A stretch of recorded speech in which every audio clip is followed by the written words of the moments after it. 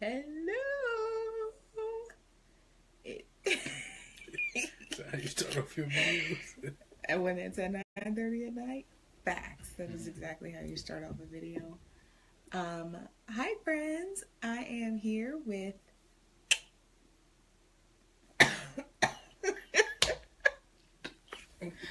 I think I got something stuck in my throat. Could you act like you've done this before? I have done this before, but literally, it's like as I started to talk, it's like.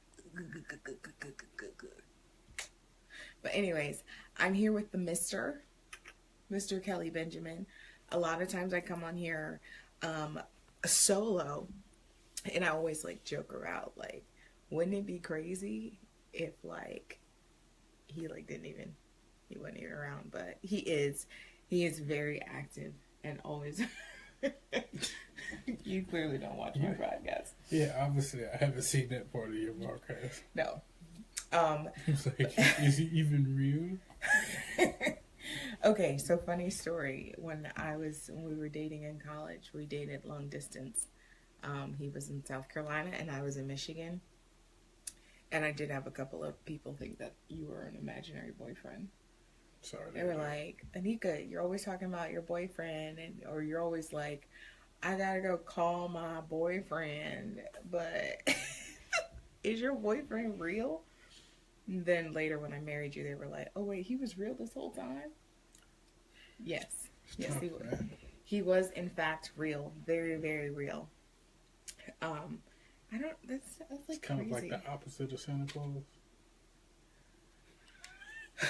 Hope no one's like child is watching who believes in Santa Everybody's Claus, child because is up right now. my husband just ruined your gig. Yes. If your child is old enough to be awake right now, they should know Santa Claus isn't real. If you haven't told them that, pull your life together.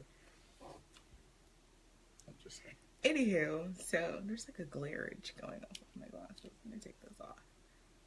There we are. So if you see any comments, you can tell me what it says. Oh boy. But anywho, so I was gonna actually just like spring some questions on him because a lot of times I hear back from the wives, and you know, maybe it's a question you've been afraid to ask your husband, and of course this isn't your husband, but I think it's interesting to kind of get things from a male's perspective, because women, I guess by our nature, we like overanalyze, overthink. We're always like trying to sort through many of the details that have kind of been created by our mind, not even like dealing with the actual facts of the story.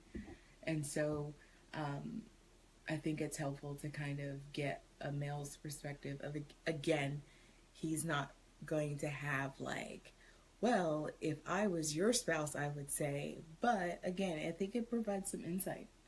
What do you think? Well, depending on the question, I might respond just like that. Gosh. So, what's one thing that what's one thing that as a man, it's like you wish your wife like knew, as far as like, let's start with communication. Like, what would it be more helpful for like a woman to know about communicating with you or with a man? I didn't like prep him on these questions, so he's actually gonna have to think about it. And somebody's watching. But man, that's a tough one. Communication. I'm gonna steal your phone. Yeah, you do that. Probably need the access. Top secret access. Right. Sorry. I think the biggest thing communication wise, it's gonna sound kind of bad, but look, this is an opportunity for guys' voice to get out there to you ladies. So sometimes you can lose us in the emotion, because not because we don't care about the emotion, but sometimes y'all take the emotion that is wrapped in the story and we're not even sure where we are, because you got emotion from 1985 tied in with a story that happened 3 weeks ago, but we actually started talking about something that happened this morning. So we're not even sure what century we're in this conversation. And sometimes the emotion can get so involved that you completely lose us in the conversation. It's not that we're not interested, it's we're not even sure what's going on right now. So sometimes, like, I understand you're, you have your emotions and you're a lot better at expressing those emotions than we typically are, but you also got to consider you've got to kind of meet us. I won't even say halfway, but give us an opportunity to catch on. Give us a little assistance in that. Kind of help us out by reiterating the hard facts and the points. For instance, my wife tells me stories, and she'll recount a situation, and she'll tell me what she actually said, but in the midst of doing that, she'll also add in the thing that she thought. And so I'm like, rewind, what part did you actually say? Because you said a whole lot just now, and I would find it very difficult to believe you said that out loud to that person. Because you didn't tell me that there was a fight that ensued. Because what I told her was I was going to snatch her weave off, and then. Except for the fact that what she really said was, oh, okay. And so, that's kind of like, we get into that all the time. It's like, she knows. When she's telling me stories, I'm like, wait, so what did you actually say? That's true. And it's like, because she'll start telling me a story and then be like, just like, yeah, and this happened, and, well, they told me last week that this, and I'm like, well, wait, so what happened today? I think just give, like, most guys I think are like me, and we're a little more linear in the way we think. So it's like, this happened, and this happened, and this happened, and this happened. Tell us a story straight out, not, it's not like one of the movies where you start off doing a story, and then it flashes to 1983, and it's like, don't ask me why I'm pulling out these random years either. But it's like, it's difficult to follow that when you're just giving us the words, especially if there's no video flashback to show us the difference. Oh, it's Kathleen. I've been trying to figure out who the other people are, but anyways. Okay, so in short, women, we think kind of like in thought bubbles, and we communicate in thought bubbles when men think like facts. Like, yeah. Okay, what happened first? What happened second? Yeah. What happened third? And then I think the other piece that, like, is helpful to understand is, like, then you have to, like, actually communicate what you want done. Because sometimes it's like, I just really need you to listen. And then other times it's like, I need you to tell me what to do. Because I have no idea what to do. And I think that's one of the things that goes both ways. I think there are times when women come to their husbands and they go, they want him to do something. But he's so used to the conversations where she just need to talk. And, we're like, okay, we're taking it all in. And then you're like, and then you stop and look at us and we're like, okay, didn't know I was on the witness stand. Like, it's like, so, yeah, I mean, understanding, it's a lot easier to know how to handle a situation, if you know up front where you're trying to get to. If you're trying to reach a resolution, if you're just trying to think through some things, sometimes, for me, I just like to talk through things. Like, it's like, I just want to get a run, let's run through this. Because I got this in my head, but I gotta get it out of my head to make sure it makes sense. It's like when you type an email or you write something, sometimes you have to go back and read it out loud so that you can make sure that you actually wrote what you thought and not, not that you skipped over words or whatever. Like, you had a thought, and then you make sure that it comes out and it's conveyed in the words that you use. So I think the same thing holds true when it comes to exchanging information. That was good. I think you did pretty good on the spot. If you guys think so, throw us some hearts or thumbs ups or like likeage, because I think for somebody that was not prompted prior, you're like, and boom. That was a good job. Yeah, it only took me like about 10 seconds. Hey, thank you. You're awesome. Kathleen, I don't even know who you are, I don't think, but thank you for tuning in.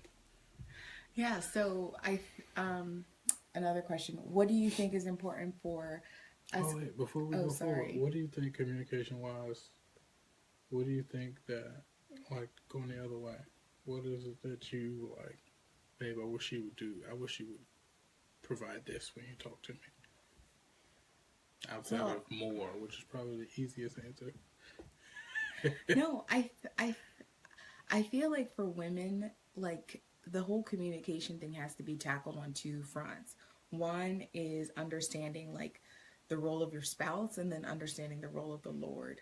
Like a lot of times like our women come to their spouse and they're like, I want to feel loved, I want to feel secure, I want to feel like I want to feel heard. And some of those things are only going to be found in your quiet time. Like your identity and the love that like you have to go into it loved. And then like from that be able to flow the love out instead of always being like, but you didn't treat me like you loved me. And it's usually based on, either how something was said or or a lot of times what wasn't said because a guy doesn't realize that they're supposed to say that, but it wasn't even like he's supposed to say that. It's like you have to get that security in your own quiet time when the Lord says, hey, you're doing a good job. Yeah. And I think that that's a large piece that just Christian women in general struggle with because we kind of misplace our expectation. I want my husband to tell me that I'm fearfully and wonderfully made and that I can do anything and that, that I was created for greatness. But that's like the Lord has to tell you that. And it's from that place of understanding that I'm fearfully and wonderfully made and that I'm created for greatness that when I come to you, I know what role you play. And maybe, maybe you do reiterate those things to encourage me. But I can't like place the whole, I guess, You the can't be whole dependent spectrum on of it my, all coming from me. yeah, and just like kind of like place the whole spectrum of my value Yeah. to be depicted through our communication, the way you treat me or anything like that. It really has to um probably when I very first started with A Wife on Fire, I used to teach like know your role, understanding the roles of the husband and understanding the roles of the wife and understanding the role of the Lord. Yeah. I might need to bring that back Yeah. I'm because I with think that it's something that is critical. And if it's misplaced, like there's nothing, this, like my grandmother would always say, you can't get blood from a turnip. This idea that You look you like you killed cannot, somebody. you can't like try to extract something from a source that doesn't contain what you're looking to extract. So yeah, I might have to bring that back. I'm with Know it. your role. Yeah.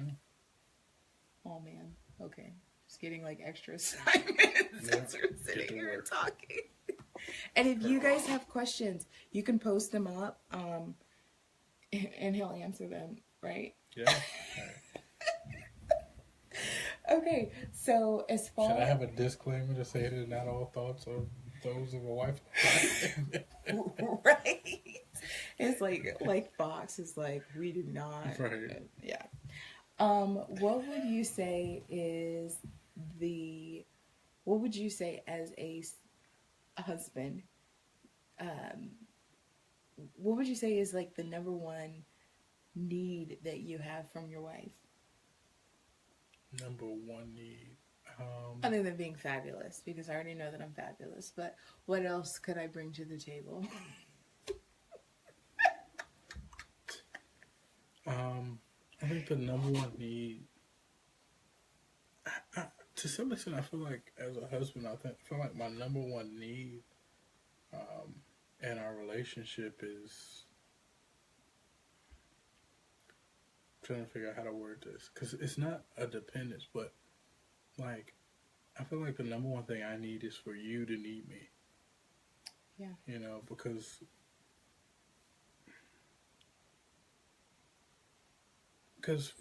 guys, we're given a certain picture of what a man is supposed to be, um, and many times that picture of what a man's supposed to be is only through his just brute strength and paycheck. I mean, that's the. I mean, that's what's portrayed as, that kind of caveman mentality. Like you go out, you bring home food.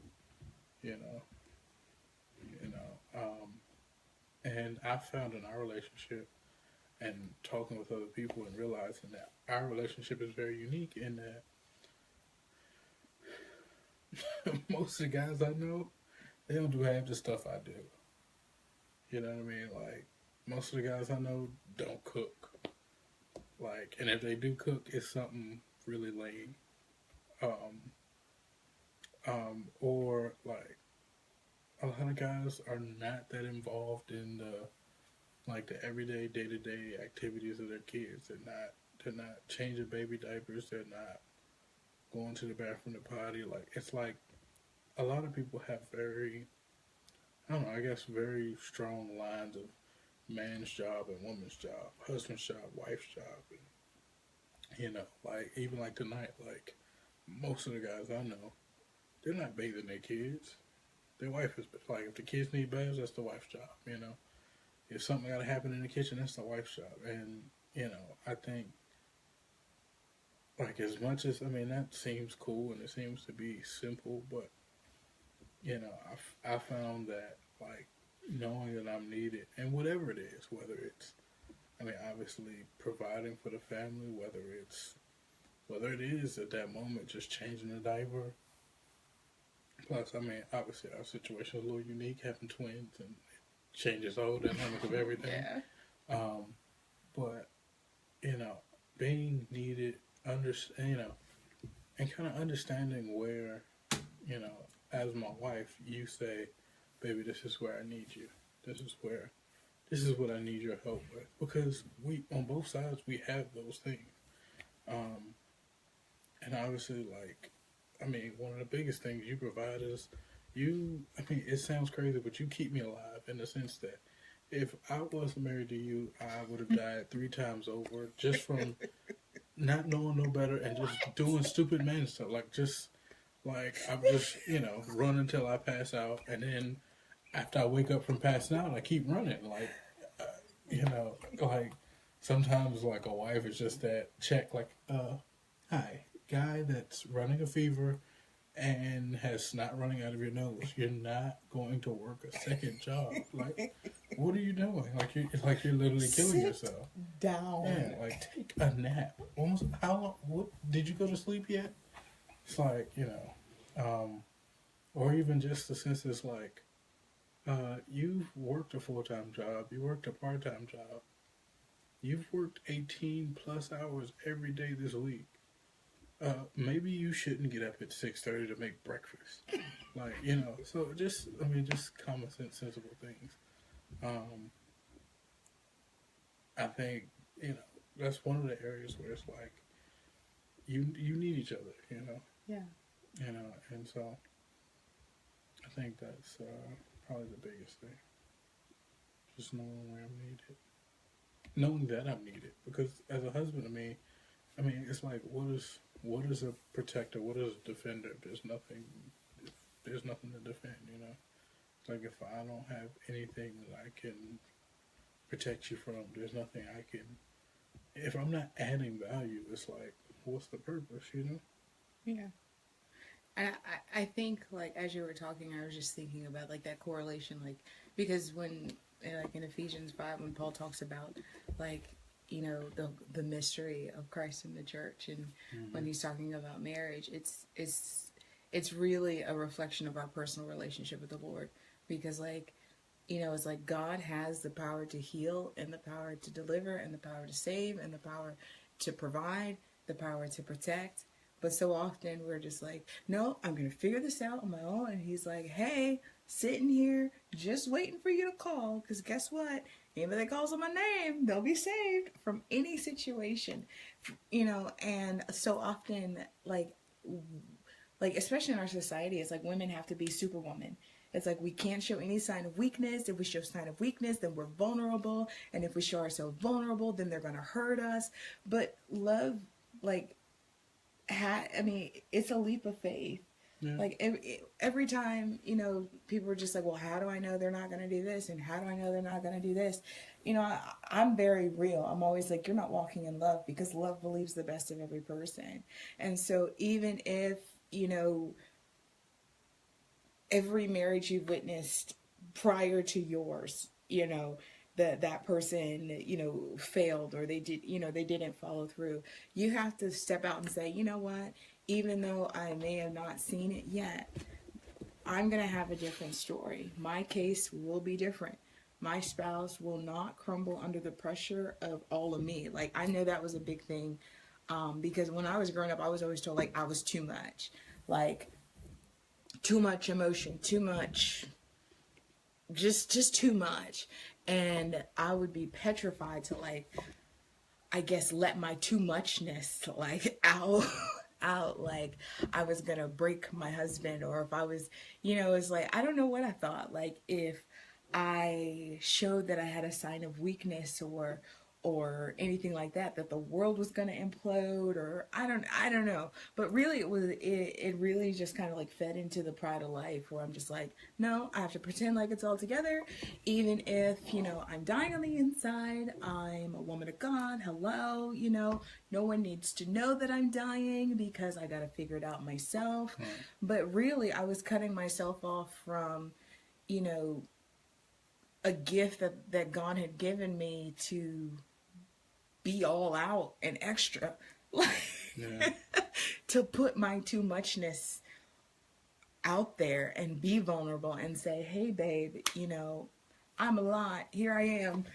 Yeah. You know, and have the faith that the man that God had paired me with was strong enough to handle me, to handle all of what I came along with, all the baggage, all the fear, all the insecurity. And it was like, it's a process. It wasn't like day one I was like, here I am, but Mm. like layer by layer, say, you know. And I think it really hit like when we had the boys, because, you know, that was the first time I was ever, I mean, incapacitated, Undeniably dying, vulnerable. you know, Yeah. however many ways you want to look at it. But those moments of like, I literally cannot give myself a shower. And that was like the most humbling experience, to be like, could you please come wash my legs, because I can't bend over. I Yeah. can't, literally cannot touch my knees. And, you know, I'm not saying that that situation happened so I could learn that lesson, because I could have just learned the lesson. Right. But I feel like what the devil meant for evil was definitely turned around for our good, because it showed that I was a human, you know, that I bled even almost to death a couple times, but About that. you know, that I did bleed, that I did hurt, that, you know, there were like, I needed, you know, especially when I was like on bed rest, and it's like, what do you mean I can't drive? I gotta call somebody to take me places. I have never had to call somebody to take me places. Are you kidding me? But it changed the dynamic of our relationship, where I could say, hey, I'm a lot. You can handle a lot. I'm depending on you. Yeah. And I think that it really like shifted like a lot in our relationship, for you to know that you were needed. We weren't just like, you know, you're doing your thing, I'm doing my thing, and we're both being bosses in those things. But like, I think that was like the catalyst to us really owning being like being bosses together. Yeah. I mean, you know, I think it's funny. The Bible, you know, talks about a husband honoring a wife as the weaker vessel, and I think the word "as" is extremely important, because it's not that the wife is a weaker vessel necessarily. In many ways, I think women are much stronger than men, because guys wouldn't make it through childbirth. That's way too much. Like, I always tell people, guys, like, we can deal with like an immediate instant pain. We can deal with that long grueling stuff. That's, I mean, like, all the Like guys I know 11 about, hours of all the like, guys I know about, if they ever get sick, or if they're like injured, or if like it's just something nagging that they're dealing with, they're like the biggest babies ever. Like the most manly of men. When those type of situations come, they're like biggest babies ever. Because look, you can are shoot you us. admitting to being a big baby? I did not say that. I said men that I know. Let's be clear. Um, you can run back the footage afterwards and make sure. But I guarantee you, I didn't say that. I'm pretty sure you just admitted to I being a did baby not. when you don't Just, feel well. just calm down. Um, but it's like guys are like, man, shoot me. I'm all right. I'll keep going. I'll keep fighting. Cut my toe off. Whatever. It's I'll keep going. But it's like, it's like put me in wet socks. It's like, oh, like I something I have can't to go just, on. yeah, something I just got to deal with over and over again. Like, guys said, we're just like, no, just let's deal with it one time. It's a, I got a nail in my foot. Just yank it out. I'm all right. Just let's keep it going. Um, so I think that's always important is just understanding that it's not like, one person's weak as a person and like the wife is weak, so you have to do all of these things for her because that's just demoralizing to a person. Anytime you have no expectation of a person being able to do anything, it's demoralizing. You take away every bit of impact that they could have. And I think on the other side, it's like back on the kind of on the communication side is if there's not a give and take, if there's not like I need this from you, you need this from me kind of situation, you're both like chasing a ghost, in your relationship because it's like so now I'm in a relationship with my wife, but now I'm doing all these things that I've picked up through life, whether it's through TV, through movies, through family, friends, through just life experiences. I'm doing all these things that I've seen make other people happy or My are God, fitting that's for so other good. people. But like, what does my wife need? Um, like, I'm because about to it's pay different. value. That was good. I'll take it. Go ahead, it's my money. Never mind. I got really excited. Like, yeah. Same money. It don't even matter. We're actually going to lose money in that transaction. But, but like, That was good. you You have need to to get know PayPal. individually, like, what is it that she needs? It's not like, like the movies will tell you, roses and rose petals and a bath run. And That she's would like, irritate me. exactly. Like, you know, Do you know um, how long it took me to clean this bed up? And you put rose petals on right, it? you know. But my wife is like, man, give me some goobers. I'm good. It's like, you know, Give me yeah, some chocolate covered nuts of any assortment. I'm pretty happy. yeah. I mean, like, so I mean, I could have went and tore up a bunch of roses in the bedroom, or had it all trailed to the door. Yeah, that would drive me crazy. Don't do But or I could just go get some goobers. Like, let's be honest, I'll take the goobers. But like, but really, like doing what's fitting for the person you're in a relationship with, not what's the norm, what's the standard.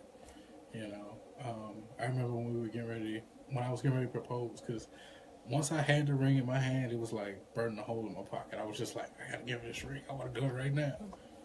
It's like I wish I'd have brought her to the store with me when I made the last payment. Like, that. um, There you go. Whoops, sorry. so and so like the whole day at work, I couldn't really focus because all I could think about was like, I gotta get her this ring. How do I give her this ring? And I was talking to people, and probably a real bad mistake talking to women about it.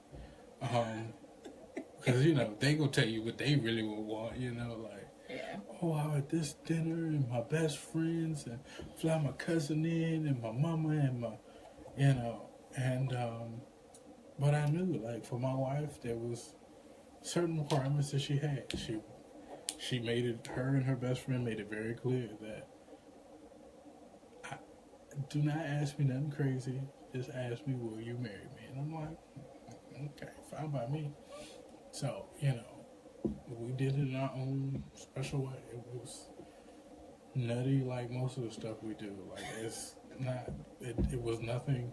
It's nothing that belongs in a movie script. Like it's not. It's not gonna be an exciting thing for just it's not just stereotypical engagement, but it's special to us, and it's unique to us. It's completely reflected our relationship, especially at that time. How we dealt with things. So, you got any more questions this one? Um, no, because I don't want to like belabor the evening. Um, but I think like the that last piece you said is like essential to every relationship, not just like you know husband wife, but parent child.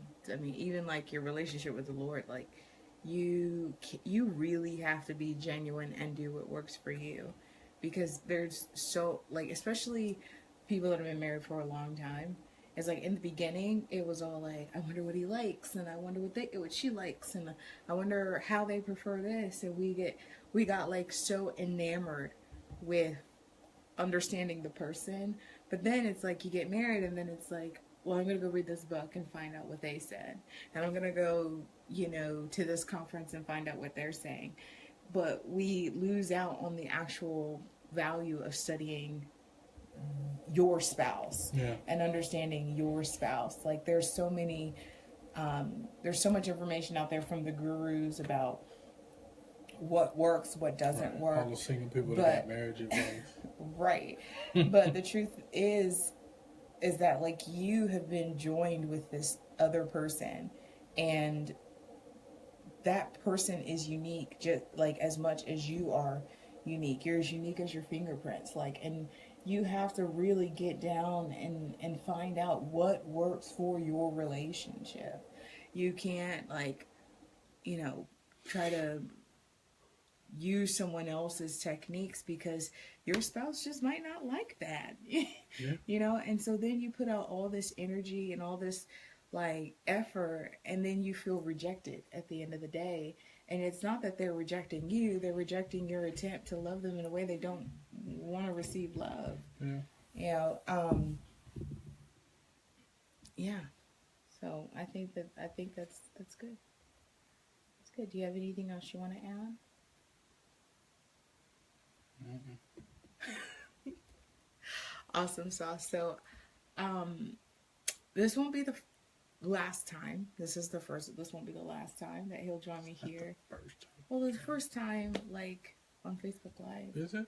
Yeah, because I just started doing Facebook Lives. You've been on Periscope and all that Oh, jazz. okay. This is the I'm first about time to say on I've been on Facebook something, Live. but yeah, you're right. So this won't be the last time, although this is his first time here. If you guys have any questions, as you know, you can always shoot us a DM on any social media platform at A Wife on Fire. And you can just say, hey, Kelly, and ask the question. He has access to all that. Kelly. Please don't put E. Or you can just, or you can send, you can drop a comment below, and we are faithful to monitor those and make sure that we get back to you. Again, I already asked you if you had anything else to say. No. Hope everybody had a great Valentine's Day. I hope most people weren't watching because they were still enjoying their Valentine's Day. Exactly. But yeah, man, communicate, communicate, communicate, and own your relationship as your own. Yeah. Don't be David wearing Saul's armor. That's type powerful. Situation. That's real. So be all jacked up. Right, and Goliath will slay you. Yeah. Like. Yeah. Exactly. So, anywho, I love you guys so much. We love you guys. We're praying for you guys.